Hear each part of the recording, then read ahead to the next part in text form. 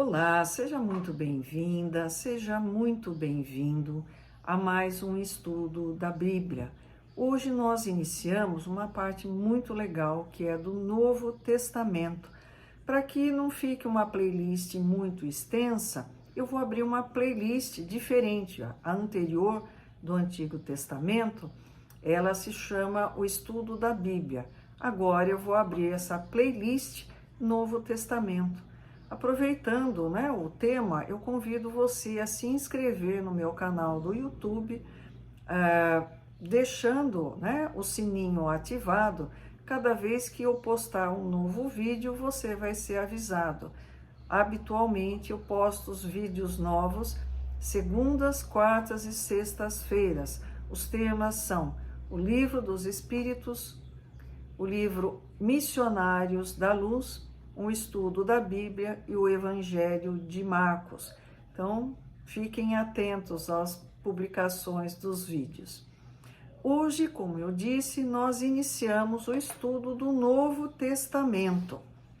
Bom, Novo Testamento, ele está inserido num contexto maior, que é a Bíblia. Bíblia, como eu já falei em outros vídeos, a palavra significa coleção de livros. Nós temos duas grandes coleções. Uma coleção que se chama Antigo Testamento, depois você acessa a playlist e se inteira do assunto, e uma coleção que se chama Novo Testamento. Bom, a Bíblia, de maneira geral, ela é um livro escrito por diversos autores em épocas diferentes. Se você espera uma história como de um livro, com uma linearidade do tempo, não é assim. Sinto avisar, mas não é assim.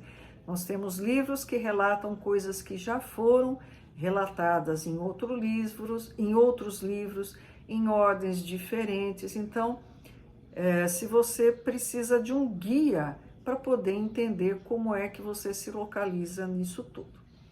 O Novo Testamento é composto por 27 livros, escritos por autores diferentes e não estão em ordem cronológica.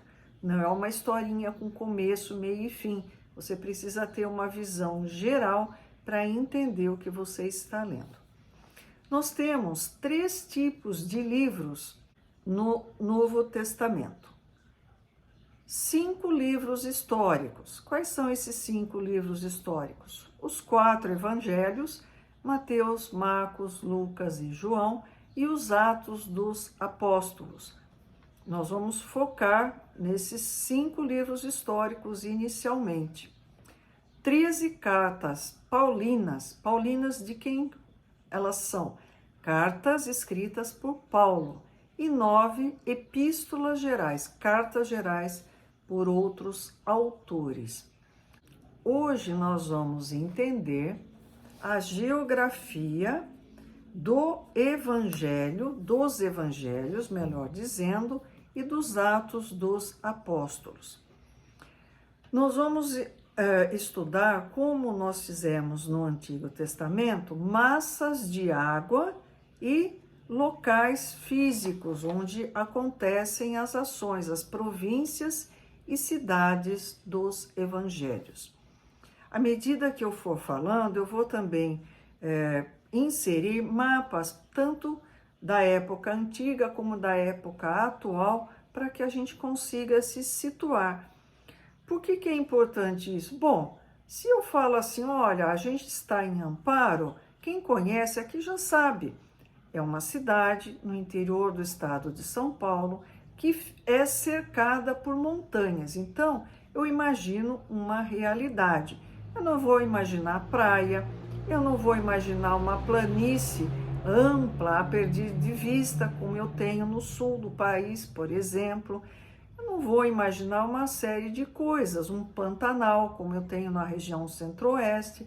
Eu sei a geografia do lugar e vou entender do que eu estou falando.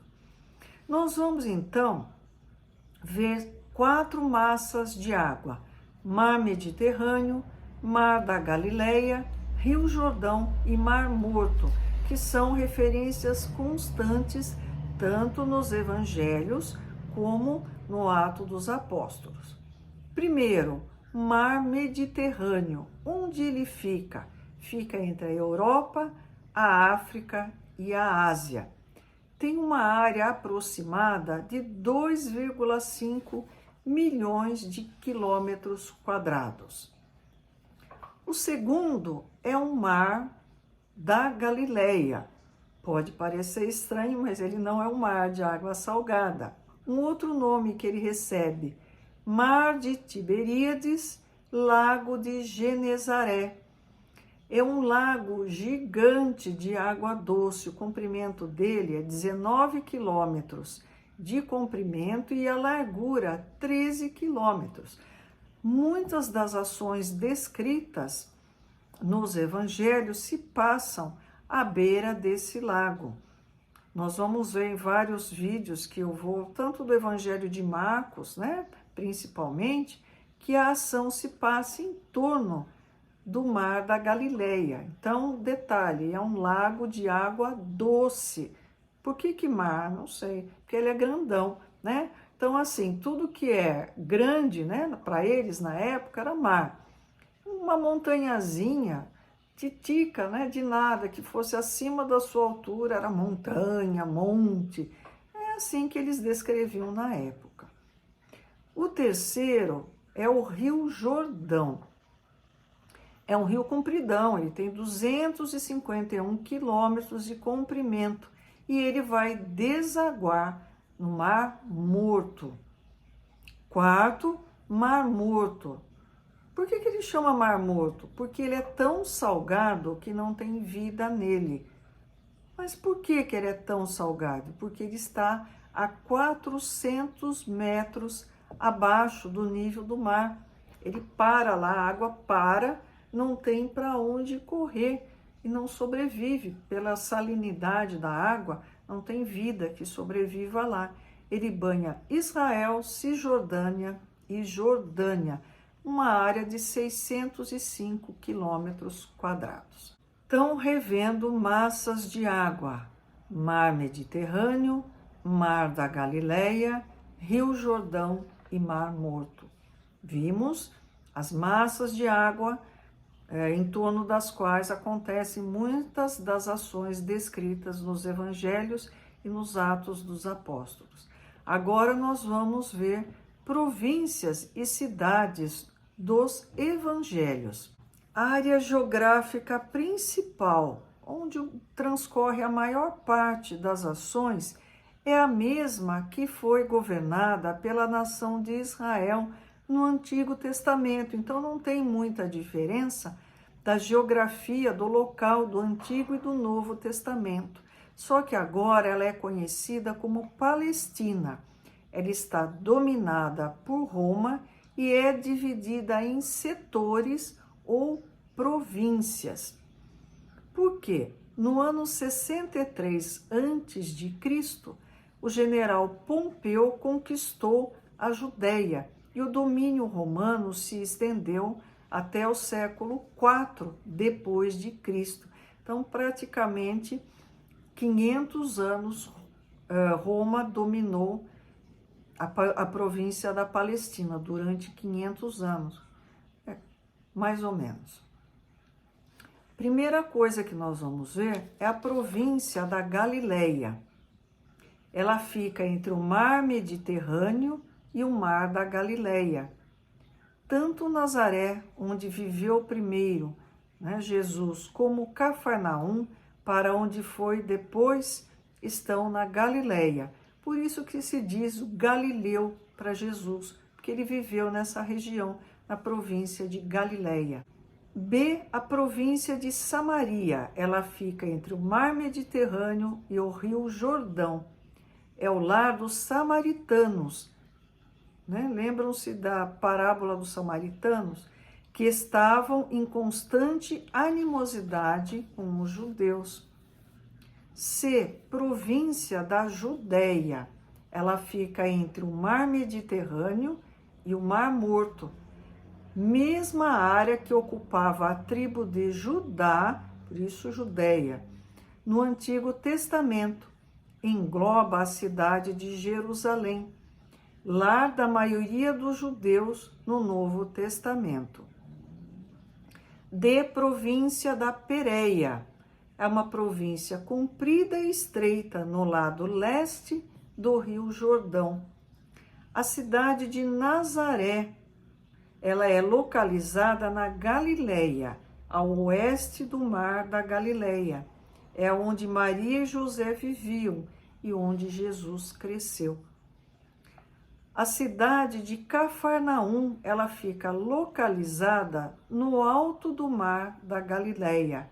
É lugar onde Jesus resolveu viver e ele chamava de lar.